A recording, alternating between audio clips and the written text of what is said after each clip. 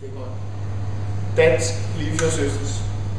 Når man skal åbne den, Limfjordsøsters har en lukkemuskel, der sidder her, og selvfølgelig bagpå her.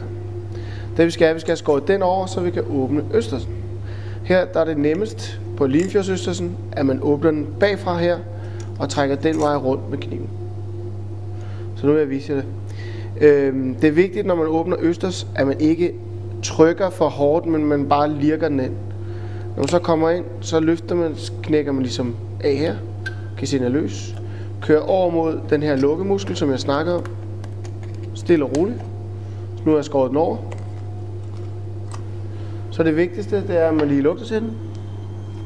Rigtigt. Så skærer man lige den anden over hernede. Og så har I østersen her. Lige til at spise. Man kan også putte noget citron på. Det er bare mega smart. Så kan vi gøre sådan her. Og så sådan her.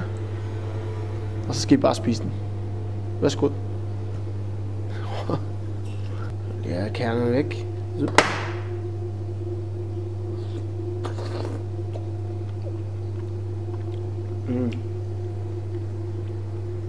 er godt. Rigtig godt. Okay, for en stor den der.